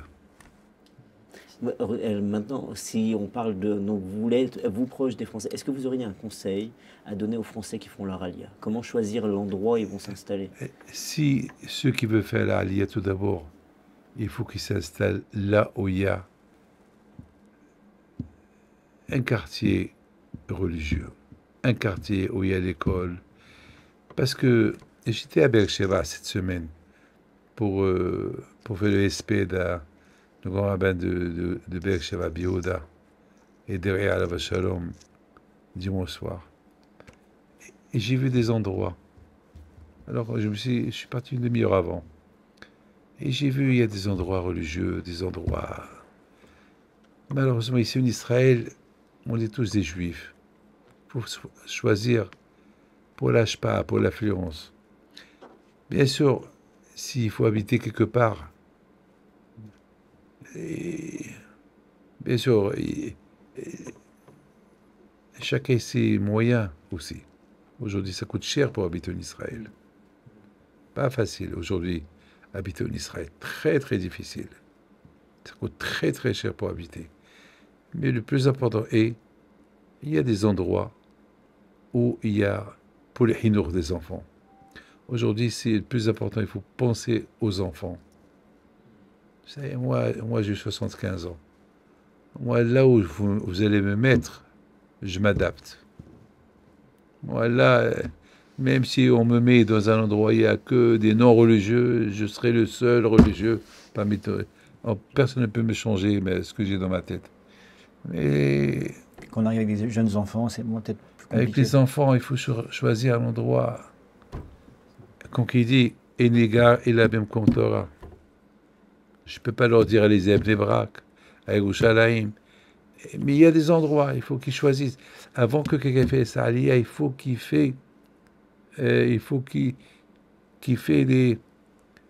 soit un éclaireur pour sa famille. Où il va habiter? Est-ce qu'il y a mikvé? Est-ce qu'il y a la cacheroute? Est-ce qu'il y a... Et ça, pour Hachem, dans sa ville, il y a. Bien sûr, le meilleur, c'est Yerushalayim. Mais il faut avoir un sroud d'habiter à Yerushalayim. Rabbi David, ces dernières années, on a traversé des périodes très difficiles. Il y a eu évidemment la période du Corona, il y a eu le 7 octobre. Il y a quelques jours, on a fini la guerre avec l'Iran. À chaque fois, on s'est dit, on a tous eu le même réflexe en disant, ça y est, c'est le moment, le Mashiach arrive à arriver. Et puis, c'est passé. Et, la question qu'on voulait vous poser, c'est comment on fait pour continuer à y croire sincèrement sans se décourager? Vous savez, le jeu de la roulette, le casino, il y a la roulette, il y a la boule, ça c'est l'idée que j'ai réfléchi. Alors bien sûr, les gens ils misent sur un chiffre. Ils vont miser chiffre numéro 1. Maintenant, et ses yeux ils sont vers le numéro, la boule qui va tomber sur le chiffre numéro 1. C'est là où il a misé. Et la roue, elle tourne. La boule, elle tourne. Et voilà, la boule, elle tourne à 2 chiffres avant le numéro 1. Voilà, c'est pas numéro 1, mais il voit le numéro 1, il est là, mais il voit 2 chiffres. On le voit, mais c'est pas lui. On le voit, mais c'est pas lui. Ouais. Vous savez, c'est la roulette. Vous savez, chaque rond, on approche Mashiach. C'est que nous, on dit ça, c'est maintenant. Oui, c'est maintenant. Mais s'il n'est pas venu, c'est pas. Ça veut dire que c'était pas le vrai rang. Non, il faut attendre le deuxième rang. Il faut attendre. Ahakelo, comme on dit. Afapishitma, meya. Et qu'aux autres, moi, par exemple, ce fameux samedi soir, qu'il y a eu, que l'Amérique ils ont envoyé leur B2, lorsqu'on a entendu ce qui s'est passé, de ma tête, j'ai dit, peut-être maintenant c'est Mashiach. Peut-être maintenant le monde entier va se mettre contre l'Amérique. Peut-être il y a des choses que l'on ne sait pas. Et de ma tête, j'ai dit, ça y est, c'est Mashiach, c'est Mashiach. Parce que je ne dormais pas. Un de mes enfants, je lui dis, il faut que ce soir, tu me laisses les informations, écoute, il faut que j'entende les informations. Mais moi, la radio, il faut que j'écoute. J'ai pas dormi ce samedi soir. Et le lendemain, qu'est-ce qui s'est passé? Ben, tout le monde qui dit merci à Trump. Merci Trump, merci Trump, merci Trump. Et où il est Hachem dans l'affaire? Où il est Hachem? Il se peut que on pouvait avoir. Vous savez, aujourd'hui, la guerre de Gog-Magog, c'est comme une allumette. Vous savez, une allumette, vous la jetez sur un terrain sec, tout peut brûler. Aujourd'hui, tout le monde a la bombe atomique. Aujourd'hui, l'Aïstar, à un moment donné, j'ai vu le Pakistan qui veut attaquer, j'ai vu la Chine qui veut attaquer. À un moment donné, j'ai dit, ça y est, c'est la grande fête. Mais maintenant que c'est tout calmé, il faut attendre. Mais quand vous avez dit que le samedi soir, vous pensiez que c'était peut-être le moment de Mashiach, le lendemain, tout le monde qui remercie Trump, est-ce que c'est pas peut-être l'erreur que beaucoup peuvent faire de dire on a sur qui on se repose sur Trump et on oublie peut-être de se reposer sur la Kadosh Baruch Hu, et c'est ce qui fait peut-être la différence dans les décisions. Il faut avoir la émouna que c'est Hachem. C'est Hachem. C'est vrai, on ne peut pas savoir qui est le shaliach de Kadosh Baruch Hu, mais le grand merci, c'est à Kadosh Baruch Hu. C'est toujours Hachem qu'il faut remercier. C'est à Kadosh Baruch Hu. Mais il faut savoir une chose, même Abba Saleh, Alav Shalom, il a dit, je ne vais pas mourir jusqu'à je vois Mashiach. Mon père Alav Shalom aussi, il dit, je vais le voir. Et beaucoup de tzadikim, ils ont dit, nous, on est qui devant ces grands tzadikim qu'ils ont dit, et ils n'ont pas vu malheureusement. On n'est rien du tout. Mais aujourd'hui, on a plus de chance que eux. Parce que là, on approche. Et nous aussi, il y a quelque chose pour lequel on a dit merci. À l'époque du Corona, où tout le monde aussi a vu que peut-être que les temps étaient en train de changer, eh bien, le monde a entendu comme quoi vous étiez tombé malade. Et tout le monde a dit merci lorsque vous alliez mieux. Est-ce que cette période-là, ça vous a changé? Est-ce que vous regardez le monde d'une manière différente, ou c'est une difficulté comme une autre? À l'époque où il y avait le Corona, et Baruch Hashem, il a fait, tout le monde aussi croyait que c'est fini parce que on avait des grands rabbins qui sont morts. À Shemishmor, on avait en France, ici en Israël, dans le monde entier, et c'est inimaginable. Tout le monde avait peur d'être contaminé. Et grâce à Dieu, Baruch Hashem, on a cru que c'est la grande épidémie avant Mashiach. Comme ça encore, on a cru. Après, il n'est pas venu, Mashiach. Donc, on a été un peu déçus, mais on s'est renforcé encore une fois. Mais il n'y a pas de mot à dire à Hachem. Mais votre maladie à vous? Vous savez, moi, je ne vois pas ma maladie à moi. Parce qu'à un moment donné, j'étais paralysé du côté tout le bas. J'étais dans un endroit, ils m'ont mis dans un endroit des grands malades de Corona. Et tous les infirmières qui rentraient me soigner, ils étaient habillés de tout, pas moi. Parce que moi, j'avais la maladie, j'avais le Corona à cette époque. Mais j'ai vu la main d'Hachem. J'ai vu la grandeur de Hakadosh Baruch Hu. Mais la vraie grandeur d'Hachem, j'ai des histoires des gens qui m'ont raconté où ils étaient comme Rabbi Yatoboul. Rabbi Yatoboul et Hachem Ishmor. Moi, à un moment donné, j'avais peur pour lui. Il était ma mâche entre la vie. Et Hachem, il a fait un miracle. Et chaque fois, je priais pour lui, j'étais Hachem, pas lui. Mais on a entendu des histoires. Et il y a par exemple quelqu'un qui s'appelle Otmizgin. D'ailleurs, il vous écoute toujours. Et c'est moi qui lui ai dit, lorsqu'il était malade, je lui ai dit, occupe ta tête, écoute Torah Box, écoute un peu des histoires parce qu'il a dit qu'il s'ennuyait à l'hôpital. Lui, par exemple, les médecins lui ont dit, ils ont dit à sa famille, c'est fini, ils vont débrancher. Et alors, la mère, elle a dit, au moins, donne-moi que je vais l'embrasser. Parce qu'il y avait des malades, c'est péché, mais il débranchait. Il y avait des grands malades, que ça y est, il faut qu'ils laissent la place aux autres. D'après la halakha, on n'a pas le droit. Mais attends, je sais pas, et voilà, elle va, ils l'ont pas laissé rentrer. Et il y a un médecin qui passe, un médecin juif, lui dit, Madame, qu'est-ce que vous faites là? La pauvre, elle avait un livre de Tehillim dans ses mains. Elle avait aussi un livre de Rabbi Haim Pinto, Lumière du Juste, dans ses mains. Et lui, je le connais, c'est un médecin Ohana. Il a dit, rentrez avec moi. Alors, il a fait rentrer dans une chambre et s'est habillé. Je dis, je veux le voir avant. Il a dit, ils vont le débrancher? Ils ne vont pas le débrancher. Non. Comme ça, ils ne vont pas le débrancher. Bon, elle va devant son fils, et là, il ouvre ses yeux. Il raconte qu'il avait un jugement dans le ciel. Comme ça, il raconte. Il avait un jugement dans le ciel, et dans ce jugement dans le ciel, ils ont décidé d'annuler son jugement parce que il a fait ceci, il a fait Akol Panier, mais je vous dis que c'était qui le juge?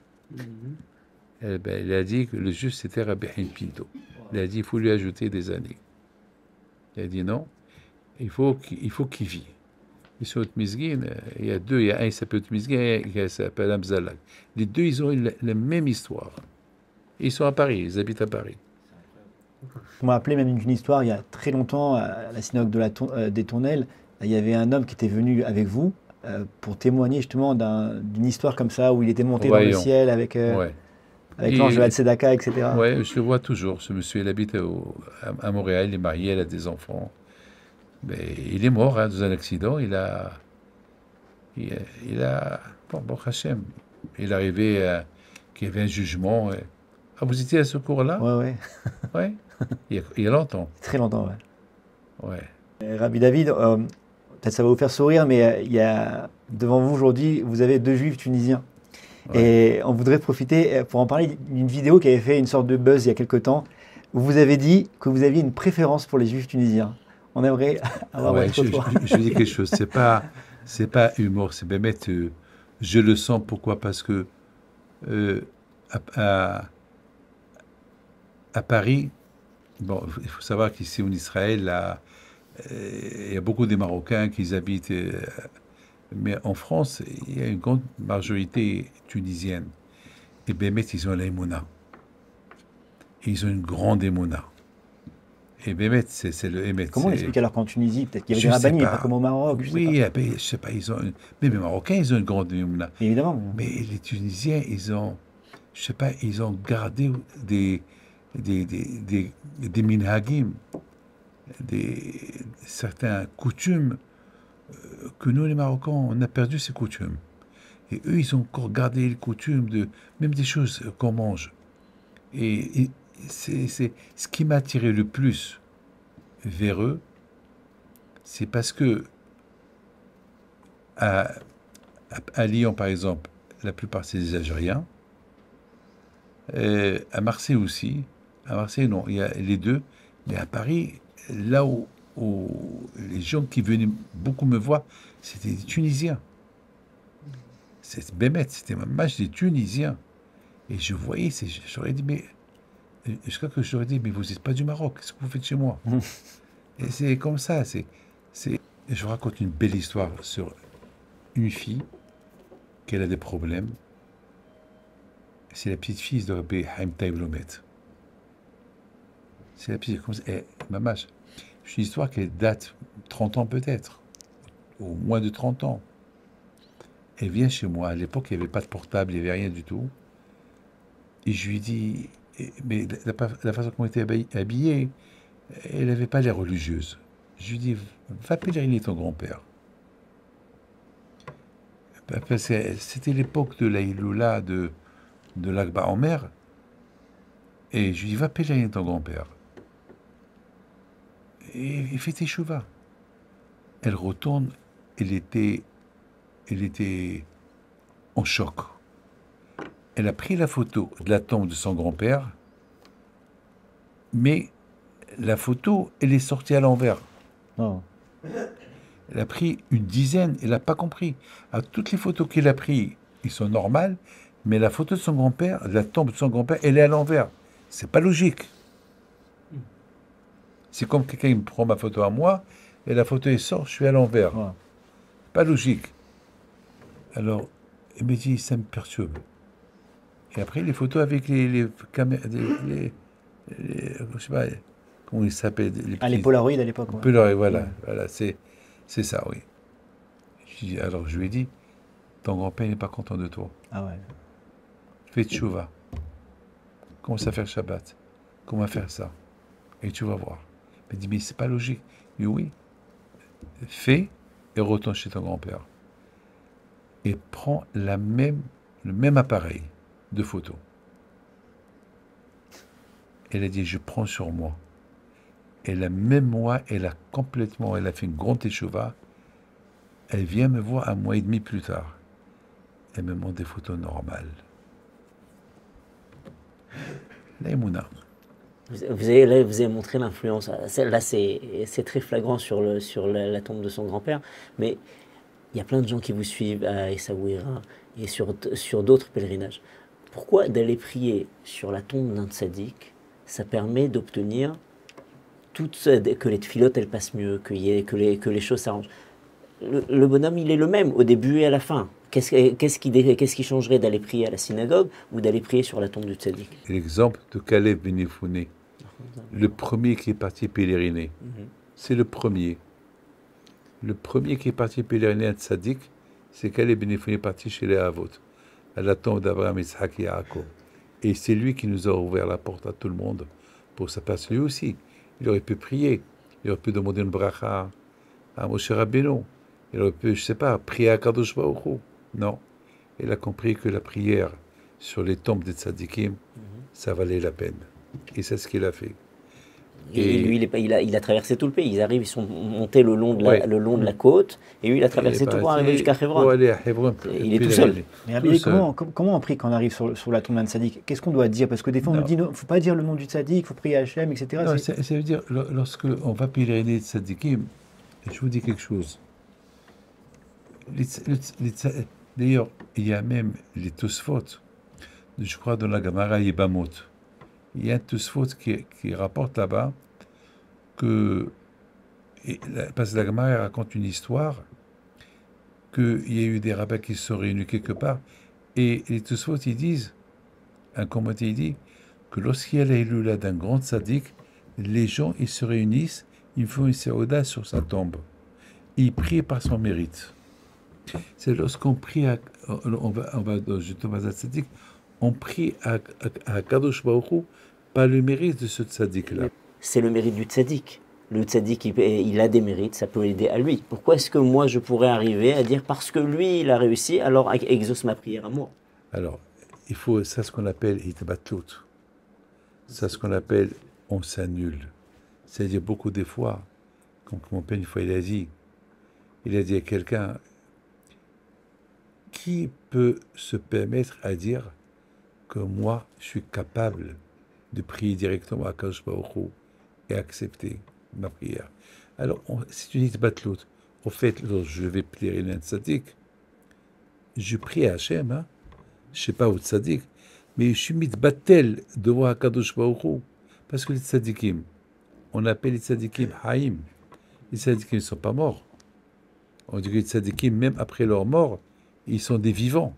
Pas chez moi. Regardez, lorsqu'on est à la Hilula, chez Rabbi Pinto, il y a des milliers de tombes. et tout le monde est content. Et tout le monde chante. Comment on est... Ah, un cimetière. C'est pas le cimetière. C'est de faire peur. Non, c'est ça la preuve que les tzadikim, ils sont vivants. Ils sont vivants.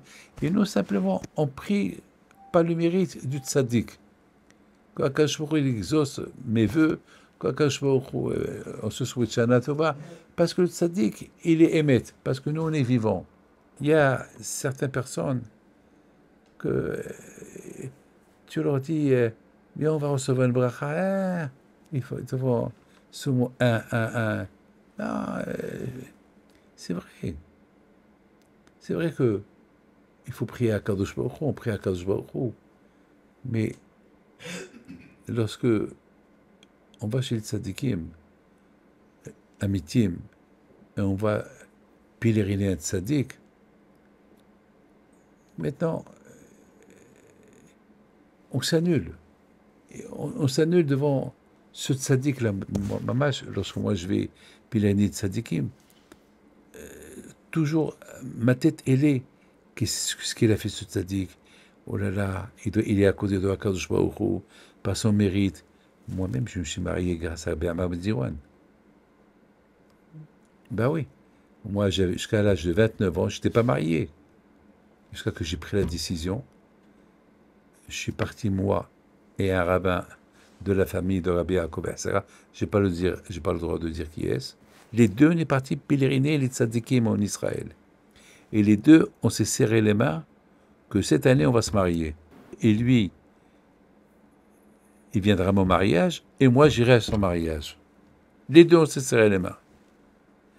Lui, il est resté en Israël, et moi, je suis parti au Maroc, continuer, alors, il m'a rendu chalia, alors continue ton pèlerinage en pensant à moi. Je suis parti chez Be'amar Ben Diwan, j'ai fait des tzadikim, après j'ai terminé chez Rabbi Haim Pinto, le jeu de Saïloula. Ah, maintenant, montrer les mains d'Hachem. Et bon, Hachem, j'ai rencontré ma femme. Ça, c'est encore une autre histoire. Et je me suis marié le 4 janvier 1981. La même semaine, je reçois la carte d'invitation de l'autre qui se marie le 4 janvier 1981. Ouais, le même jour, incroyable. Le même jour. Les deux. Ça veut dire, de là, vous voyez, le Kouahdi Tzadikim, lui, il s'est marié la même date que moi. Donc moi, je ne pouvais pas être à son mariage, et lui, il ne pouvait pas être à mon mariage. Et moi, je suis convaincu, ce n'est pas le mérite, le zéchout de tous ces tzadikim-là. Pas pareil. Et lorsque je l'ai dit à mon père, je lui ai dit, ouais, je vais maintenant continuer mon pèlerinage pour me marier, il m'a dit, ah ben, tu vas voir, c'est ça qu'il fallait faire depuis avant. C'est qu'avant, tu comptais, parce que tu es ça, parce que tu es petit-fils d'un Pinto, parce que tu as cru que tout le monde voulait de toi. Tu as vu, tu as perdu ton temps, tu n'as pas prié. Rabbi David, on arrive vers la fin de l'entretien. On aimerait vraiment rester des heures et des heures avec vous, mais on ne veut pas trop abuser. On avait une question un peu simple, mais comme on vous avez cité beaucoup de sources dans la Torah, de l'histoire juive, si vous pouviez choisir de vivre dans une époque de l'histoire juive, laquelle vous choisirez? Mon époque à moi aujourd'hui. Ah. C'est la meilleure époque des époques. Alors on aurait pu croire que vous allez dire Moshe Rabbeinu, etc. Non, vous savez aujourd'hui, avec toutes les tentations qu'on a, aujourd'hui, chaque juif qui fait une petite mitzvah, le zéchout qu'il a, parce que chaque mitzvah qu'on fait à notre époque, elle est faite avec Messirut Nefesh, avec un temps dur. Le Tzara est très fort, parce qu'aujourd'hui, le Tzara, il utilise tous les pions qu'il a. Chaque génération, il a eu Tzara, il avait un pion. Il y avait une génération où le Tzara, il était l'idolâtrie. Après ça, aujourd'hui, le Tzara, il utilise tous les pions qu'il a. Donc, notre époque, c'est l'époque où il y a le plus grand Tzara, parce que le Tzara, aujourd'hui, il est perdu, c'est fini. Il est vers la fin. Donc, on dit qu'on a plus de mérite. On a plus de mérite. Et je pense qu'on a le meilleur zéchout de vivre la meilleure époque des époques. C'est la nôtre. On ne s'attendait pas à cette réponse, incroyable. Et je pense que c'est la plus belle bracha que vous pouviez nous faire. Et ça va être l'introduction à la dernière question. Oui, David, on vient ici en tant qu'envoyé, en tant que shalichim, de la part du public français et plus particulièrement du public de Torah Box. Est-ce qu'on pourrait avoir le privilège de recevoir votre bracha? בזכות אבותיי הקדושים, הקדוש ברוך הוא, il vous aide. Sachez une chose, que le premier qui a utilisé le mot box, c'est mon père. Mon père, il y a 50 ans, on était tous assis autour de la table et on lui a posé la question, papa, tout le temps tu parles de Mashiach, Mashiach, Mashiach. Quand Mashiach il va venir? Et mon père a dit une belle phrase. Il m'a dit, il viendra le jour que il va avoir une boîte, comme ça il a dit, et de cette boîte-là, elle va diffuser la venue de Mashiach. Alors on lui a posé la question, une boîte? Et il a dit oui, une boîte qu'elle parle. Une boîte qu'elle parle. Et cette boîte-là, c'est elle qui va décider la guerre mondiale, cette boîte-là, cette boîte. Bon, bien sûr, on n'a pas compris ce que mon père il a dit. Tout ce qu'on pouvait dire, c'est que mon père, il voit ce que nous, on ne voit pas. Et aujourd'hui, on voit une boîte, le téléphone, c'est une boîte. Les boîtes aujourd'hui qui diffusent. Et aussi, de la boîte, cette boîte-là, il y a la Torah, il y a tout. Donc le mot boîte, c'est ça, boîte, c'est le mot box. Box, c'est une boîte. Donc aujourd'hui, il y a tout ce qu'on veut aujourd'hui. Eh bien, mais j'ai peur de dire cette phrase, mais j'ai peur de la dire. Il y a quelqu'un qui vient chez moi cette semaine. Il me dit, Rabbi David, j'ai un problème. Je suis devenu fou de l'intelligence artificielle. Parce que je discute, je pose toutes les questions, même les questions de Kabbalah, elle me répond. Je parle, et ce que je dis, mon fils, fais attention. Fais attention. Alors, il a posé une question. Et quand Mashiach va venir? Je ne sais pas comment il a fait. Et qu'est-ce qu'il lui a répondu? Maintenant. Et c'est quoi maintenant? Maintenant, ça veut dire Hayom et Bikolo Tishmao. Donc, c'est ça. Donc, moi, je peux uniquement souhaiter à Torah Box. C'est un box. C'est, bien sûr, ça rapproche les gens qui étudient, pour étudier la Torah, ça rapproche les gens à faire Teshuvah, ça rapproche les gens à la Emouna. Ben, c'est Hashem.